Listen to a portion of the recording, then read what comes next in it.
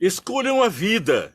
Eis aí um convite vital, de vital importância, de capital suma importância. Veja, está lá em Deuteronômio, o livro que estamos estudando durante esse trimestre, capítulo 30, verso 19. Hoje tomo o céu e a terra por testemunhas contra vocês, que lhes propus a vida e a morte, a bênção e a maldição. Escolham, pois, a vida para que vivam vocês e os seus descendentes.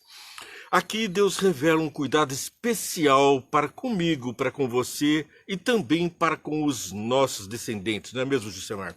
E a gente vê aqui que essa mensagem nos remete diretamente a uma promessa feita num dos mandamentos, uma promessa de livramento que está lá em Êxodo capítulo 20, verso 12. Vemos que o amor está ligado à libertação, a uma promessa de liberdade maior. Êxodo capítulo 20, verso 12, é o mandamento que diz: honra teu pai e a tua mãe, a fim de que tenhas vida longa na terra, que o Senhor, o teu Deus, te dá. Portanto, a expressão aqui é de que nós tenhamos uma vida boa, uma vida longa, e que essa vida seja repleta de felicidade. É o desejo do nosso Deus para nós, e vamos ver isso também, por que o homem está constantemente buscando a vida e só encontra a morte. Na lição de hoje, nós percebemos que o homem busca por elixires, remédios, drogas, vacinas, tônicos, vitaminas, tudo para ter uma vida maior, uma vida mais longa, uma vida melhor, com menos dores, com menos sacrifício, com menos aflição. Mas Jesus disse: no mundo tereis aflições. E veio aqui a ordem de proteção ao homem, que está lá em Gênesis capítulo 2, verso 16. Logo no começo, Deus criou o homem, já fez a proteção, uma lei de proteção, uma ordem para deixar o homem com uma vida longa. E veja só, Gênesis 2, verso 16. E o Senhor Deus ordenou ao homem: coma livremente de qualquer árvore do jardim, mas não coma da árvore do conhecimento do bem e do mal, porque no dia em que dela comer, certamente você morrerá. Mas a serpente, o enganador Satanás, em sua astúcia, enganou Eva com as seguintes palavras, de Gênesis 3, 4 e 6. E a consequência veio também para o homem, veja só. Disse a serpente à mulher: certamente não morrerão. Ora, Deus disse: certamente morrerás. Mas a serpente enganadora diz: certamente não morrerão. E onde está a Eva? Onde estão a Eva e Adão? Na sepultura, na terra. És pó e ao pó tornarás. E eles tornaram ao pó. E agora, como fazemos? Nós constantemente estamos buscando essas elixires, a medicina, todo tipo de nutricionistas, profissionais de saúde, para nos fazer ter uma vida um pouco mais longa, transplante de órgãos. Houve até uma mulher, uma senhora jovem, 22 anos de idade, o nome dela era Sandy, e ela estava à beira da morte com uma doença terminal. Resolveu então congelar, é a criogenia, é o tratamento através de congelar, e congelou o cérebro, na esperança de que, estando o cérebro congelado em nitrogênio, a muitos e muitos graus abaixo de zero, ali então ela pudesse, quando a tecnologia alcançasse maior sucesso, ligar o seu cérebro a um computador ou a outra forma de vida, para que ela pudesse então galgar, quem sabe, a vida eterna. Escapar da morte através do congelamento. É entrar numa fria, não é mesmo?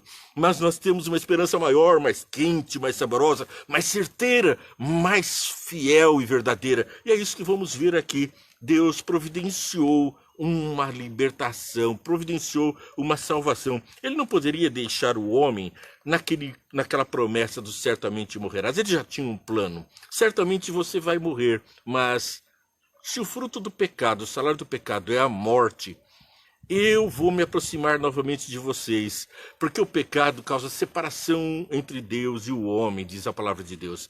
Mas o dom gratuito de Deus nos dá a vida e a vida eterna. Adão, onde estás? Logo depois do pecado, Jesus chamou: Adão, onde estás? E agora o plano da salvação se põe em pleno funcionamento. E nós lemos 21, 3 a 8 de Apocalipse, capítulo 21, versos 3 a 8.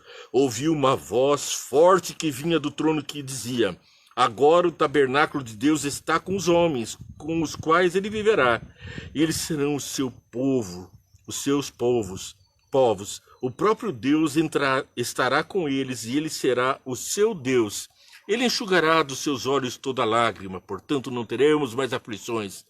Não haverá mais morte, nem tristeza, nem choro, nem dor, pois a antiga ordem já passou. Estamos falando de uma nova ordem mundial, mas Deus já previu uma nova ordem. Ele construiu uma nova ordem mundial.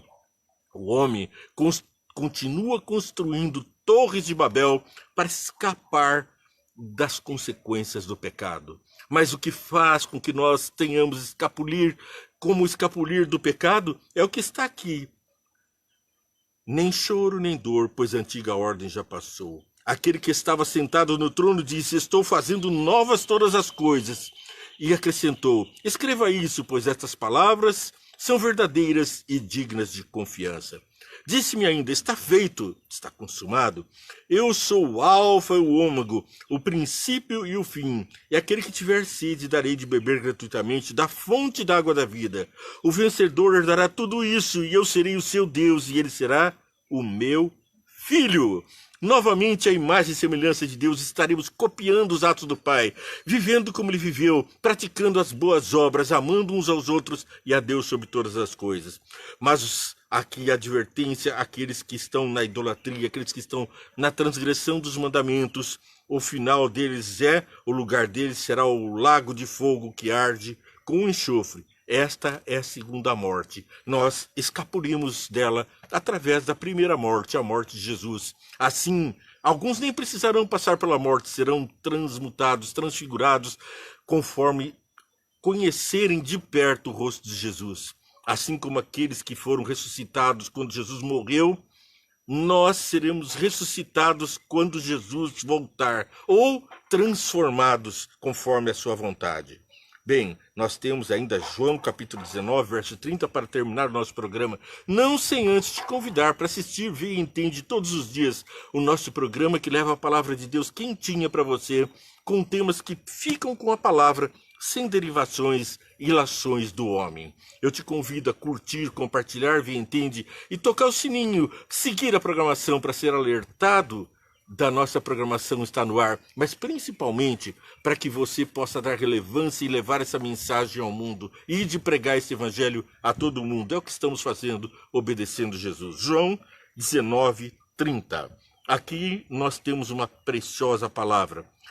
Tendo provado, Jesus, com isso, curvou a cabeça e entregou o Espírito, não sem antes dizer: está consumado. Olha, eu vou ler na íntegra aqui a palavra. Estava ali uma vasilha cheia de vinagre. Então beberam uma esponja nela e colocaram a esponja na ponta de um caniço de isopo e ergueram até os lábios de Jesus.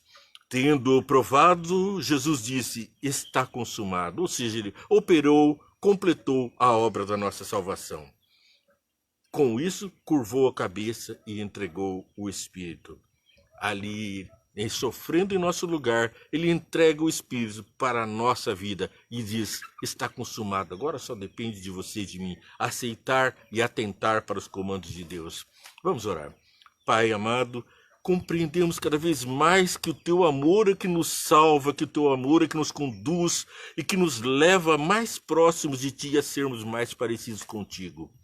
Faz com que nós honremos nosso pai e nossa mãe e te honremos também aqui nessa terra, obedecendo aos teus comandos, aos teus mandamentos, porque te amamos. E como Jesus disse, se amarmos, guardaremos os mandamentos, queremos guardá-los. Dá-nos compreensão, entendimento, força de vontade e querer, porque tu é que operas o querer e o efetuar. Então move essa montanha de pecado e me leva mais perto de ti, assim como todos os que estão participando e assistindo esse programa, que eles sejam abençoados ricamente e transbordem bênçãos para os seus vizinhos, para aqueles que estão com eles, para quem é que eles amam, porque todos eles querem te conhecer melhor, pois estão assistindo, procurando a tua palavra. Bênçãos para todos, eu que desejo em nome de Jesus. Amém. E precisa dizer mais? Que Deus te abençoe. Amanhã, vê e entende.